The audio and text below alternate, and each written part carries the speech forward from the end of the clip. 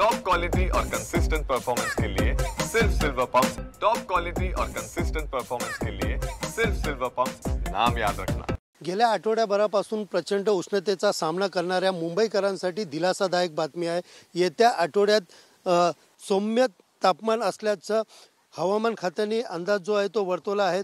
एकंदरीत पाहायला गेलं तर 23 मार्चपर्यंत मुंबईमधील किमान तापमान 33 ते 34 अंश सेल्सिअसच्या दरम्यान राहणार असल्याची शक्यता वर्तवली गेली आहे। मागील आठवड्यामध्ये मुंबईचं तापमान 39.2 अंश सेल्सिअसपर्यंत पोहोचलं होतं, जो मार्च 2023 नंतर सर्वाधिक होतं।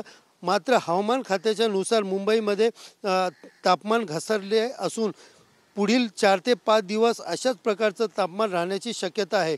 तसेच उत्तर छत्तीसगड ते विदर्भामध्ये कमी दाबाचा पट्टा सक्रिय झाल्याने विदर्भातील काही जिल्ह्यामध्ये वादळी वारा त्याचबरोबर हलक्या सरी येलो अलर्ट देण्यात आला आहे। मात्र याचा प्रभाव जो आहे तो मुंबईला जाणवणार नाही।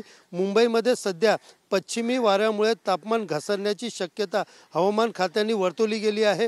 त्याचबरोबर आपण पाहायला गेलं तर सोमवारपासून मुंबईतील हवेची गुणवत्ता ही सुधारली असून AQI 97 वरती पोहोचला आहे। शहरातील 21 हवेच्या गुणवत्ता केंद्रापैकी 13 केंद्रांनी समाधानकारक 50 ते 100 AQI नोंदवला आहे। यामध्ये सर्वाधिक पाहायला गेलं तर बोरिवलीमध्ये 78, घाटकोपरमध्ये 80, त्याचबरोबर सर्वात खराब चकालामध्ये 137 असे नोंद केलेली आहेत। एकंदरीत पाहायला गेलं तर हवामान खात्याच्या या अंदाजामुळे कुठेतरी गेले काही दिवसापासून मुंबईमध्ये उकडल्याने हैराण असलेल्या मुंबईकरांना कुठेतरी मोठा दिलासा जो तो या ठिकाणी मिळण्याची शक्यता आहे। कॅमेरा पर्सन आदिलसह सुनील जाधव, TV9 मराठी, मुंबई।